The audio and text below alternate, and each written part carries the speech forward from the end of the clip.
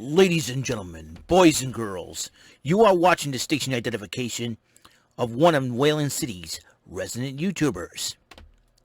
Live in the basement. This is not MTV's remote control. And he is not Ken Ober. God rest Ken Ober's soul. This is WEML-TV, Channel 77. And now here's your host, New Bedford, Massachusetts' own, Mr. Eric M. Lima. Thank you very much, Mr. Announcer. Yes, this is WEML-TV, Channel 77. It's my channel handle, and I am the host and proprietor of that channel, Mr. Eric Lima. How's everyone going? How's everyone doing out there on this lovely afternoon, 4:02 p.m., July the 20th, 2021? What is happening up in here? That's right. This is episode 392. We're eight episodes away from 400. Excuse me, man. Kind of thirsty there. It's real hot out there, folks. And I know on the last episode, I did an episode of roading up. I kept on saying roading. I think I said roading on.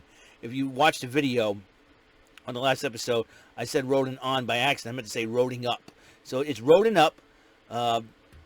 It's this new segment where I try to talk to you guys, do videos via driving. I can end up singing. I can end up doing some crazy stuff.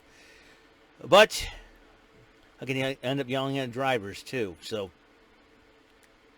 anyways, check this out. We're going to talk about Monday Night Raw last night, the first Raw in front of a crowd, in front of the WWE Universe for the very first time in Dallas. And I got on a good note, I can say Sign Guy is back. Rick Ackberger, that dude can go with some funny signs. Let me tell you. And I'll tell you, he was part of a great moment in the end, so to speak. You know, he didn't jump in the ring or anything like that. I'll explain. When we come to it. Now, as promised, John Cena did kick off Monday Night Raw, dressed in the WWE Universe, but he dressed one individual in particular, the WWE Universal Heavyweight Champion Roman Reigns. Why is he targeting Roman Reigns? Simple. To see in Cena's eyes, he's an a-hole. So I think Cena says he wants to take him down a peg, so it'll be very interesting to see what happens.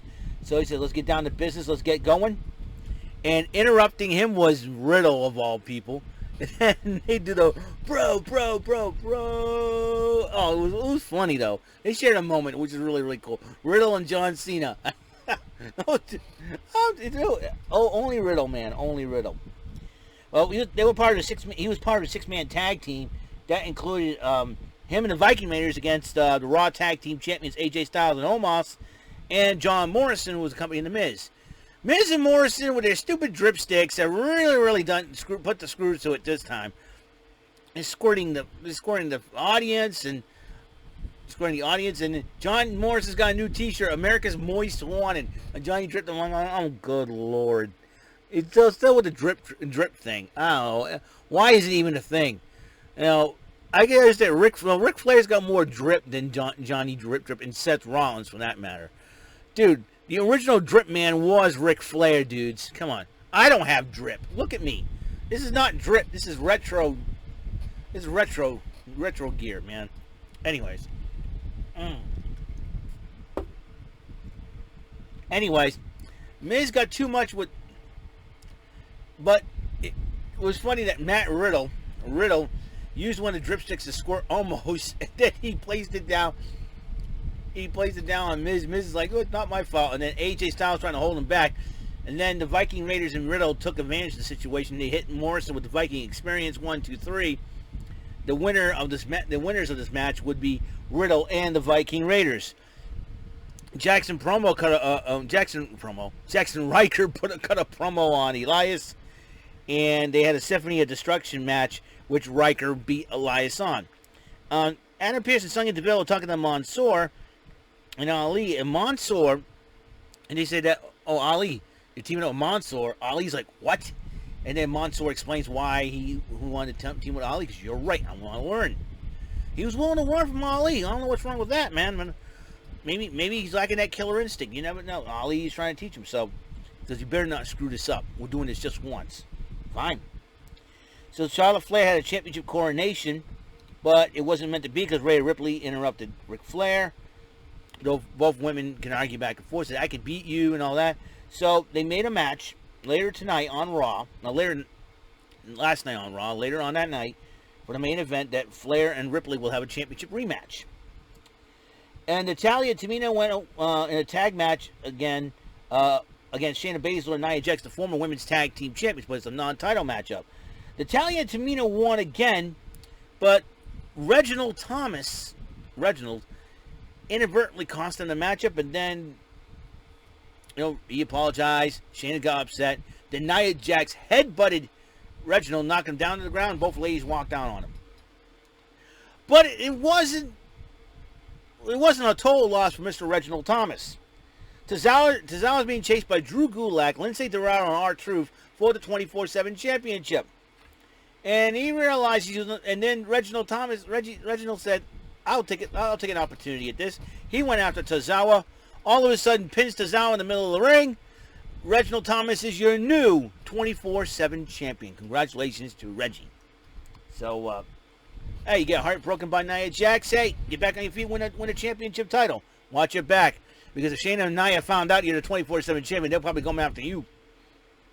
So, and Sheamus was crying and whining about facing Humberto Carrillo again.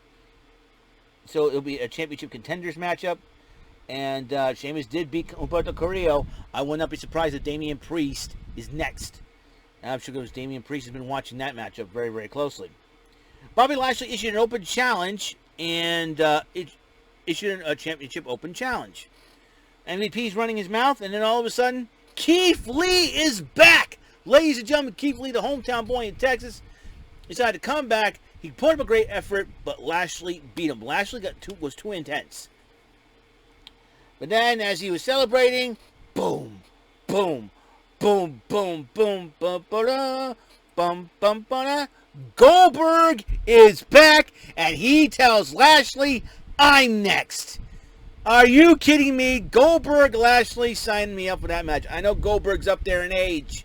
I understand. But this is Goldberg's thing, man. Go after, and I think Lashley's going to be put to the test here. Now, here's the crazier part. Michelle McCool and her daughter were sitting at ringside. We're thinking, well, at first, we thought Lashley would issue a challenge and who would show up, but it wasn't The Undertaker, unfortunately, because he retired. So, couldn't be him, but Keith Lee, I'll take it. Keith Lee lost, and I'm sure Keith Lee knows that he can beat Lashley again. He probably didn't. I don't know what's up. So, and then Kevin Patrick interviewed MVP and Lashley, and MVP says that Goldberg was being disrespectful. He's the veteran! MVP, you're a dork. Anyways, Jinder Mahal addresses Drew McIntyre and what happened to him and when they took him out in the Money in the Bank. And then with Veer and Shanky, and then Drew McIntyre attacked all of them from behind with a steel chair, and Shanky got the worst end of that. 20 times Drew McIntyre hit Shanky with a steel chair. 20 friggin' times. Ladies and gentlemen, I never seen anything quite like it. Wow. But then next, Karrion Kross has made his WWE Monday Night Raw debut against Jeff Hardy, but Jeff Hardy beat him putting his foot on the ropes. What? Anyways, that could start a feud because Jeff Hardy has made the biggest mistake of his life, and everybody will fall and pray. And after Kevin Patrick did talk to Karrion Kross. And Alexa's Playground, she brought Lily back to the WWE Universe to say hi and all that. And Eva Marie and Doudrop, a.k.a. Piper Niven, interrupted her. And then Eva Marie, that Megan Fox wannabe, ended up tripping on her own 2 feet. I'm like, you have got to be kidding me. I hope Alexa rips her a new one. But she likes Doudrop. Alexa likes Doudrop. And I think even Marie's ego is going to really bite her in the rear end, especially against Alexa Bliss. I can't stand even Marie. Oh my gosh. Anyways.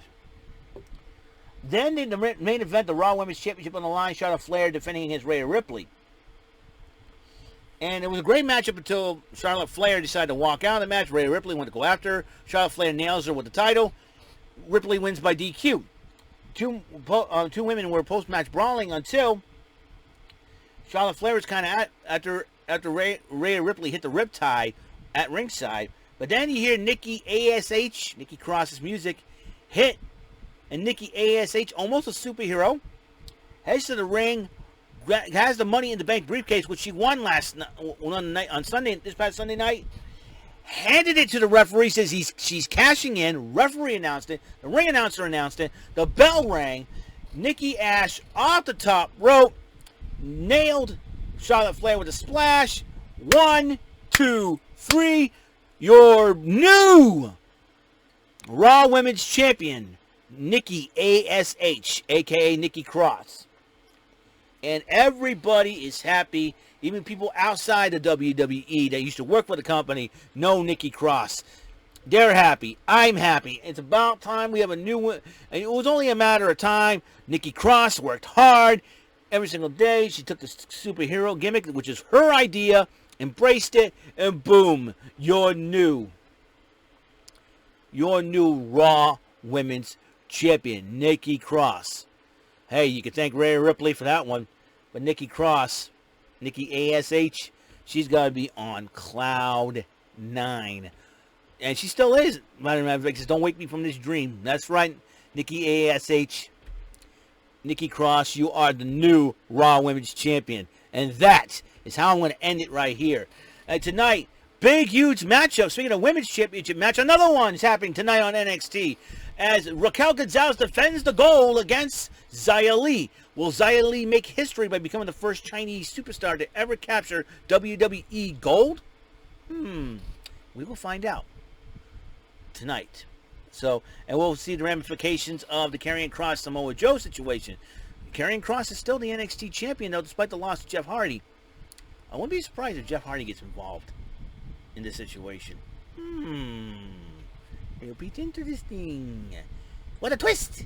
And I'm sure MSK wants, especially Nash Carter, wants to team up with Jeff Hardy. Hey, why not? Let's get Jeff Hardy to NXT. Get him to team with MSK against Karrion Kross and anybody. We'll be brave enough to team with him. All right. So that's all the time we have on the show. On the next episode, episode 393, it will be, hold on just a second here. It will be the 19th installment of Tic-Tac-Toe as I play against Sackboy Slapnuts the Dragon. So that is it. So that's all the time I have on the show.